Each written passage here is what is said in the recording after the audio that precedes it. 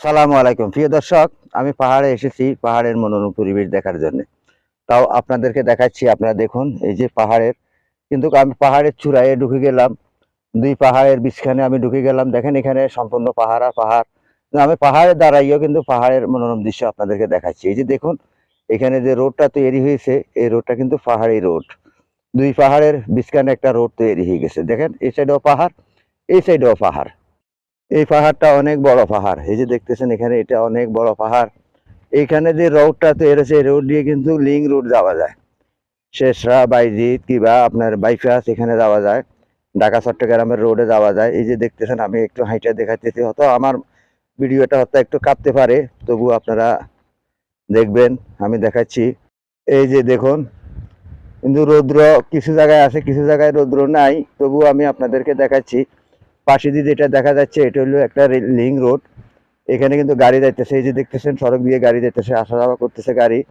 এটা কিন্তু main road, এটা দিয়ে শেরশাহ, বাইজিৎ কিংবা বাইপাস যাওয়া যায়। এই যে পাশেই দেখতেছেন, এটা পাহাড়, অনেক উঁচু পাহাড়। এই পাহাড়ে উঠলে কিন্তু আপনি দেখতে পারবেন পুরা সমুদ্র দেখতে পারবেন। সমুদ্র সৈকত কিংবা চট্টগ্রামের পুরাটা এলাকা জুড়ে আপনি দেখতে পারবেন এই পাহাড়ে উঠলে। এই যে দেখতেছেন পাহাড়ে যে গর্তগুলো দেখা যাচ্ছে, এই যে গর্তগুলো দেখা যাচ্ছে, এই গর্তে কিন্তু পাখি বাসা করে।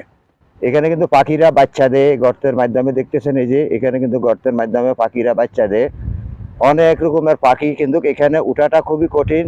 শুধু পাখির বাচ্চা দেয় তা নয়, এখানে কিন্তু উঠলে আপনার অনেক ভয়ঙ্কর ব্যাপার। দেখেন এখানে আমি পাহাড়ের উপর থেকে নেচ পর্যন্ত দেখাচ্ছি আপনাদেরকে। এই যে আমি কিন্তু পাহাড়ের উপরে দাঁড়াইও কিন্তু এত বড় পাহাড়ের আপনার দৃশ্যগুলো আপনাদেরকে দেখাচ্ছি। এই যে দেখতেছেন এখানে মাটির পাশে যদি কখনো যদি ভূমিকম্প হয়, আপনারা যারা পর্যটক এখানে আসবেন, উপভোগ করবেন, ভূমিকম্প হলে কিন্তু এখানে এই পাহাড়টা ভেঙে গেলে কিন্তু এখানে একটা মানুষও বাঁচবে না।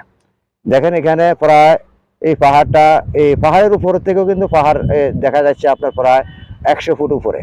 তাহলে এই পাহাড়ে যদি কেউ ভ্রমণ করতে আসে, কোনো পর্যটক আসে, কিন্তু সেই ভূমিকম্প যদি ভেঙে পড়ে, পাহাড় ভেঙে পড়ে, কিন্তু তাহলে একটা মানুষ বাঁচবে না।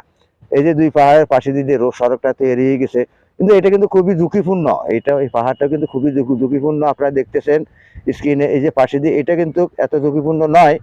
তো এই পাহাড়টা বেশি ঝুঁকিপূর্ণ। এই যে দেখতেছেন এখানে আমি আপনাদেরকে দেখাচ্ছি, আপনারা দেখতেছেন স্ক্রিনে, এই যে এই পাহাড়টা কিন্তু অনেক ঝুঁকিপূর্ণ। এই যে এই পাহাড়টা অনেক ঝুঁকিপূর্ণ। এই যে অনেক ঝুঁকিপূর্ণ পাহাড়। কারণ এখানে যদি ভূমিকম্প হয়, তাহলে কিন্তু মানুষ মৃত্যুবরণ ছাড়া আর কোনো উপায় নাই। তাই আপনারা পাহাড়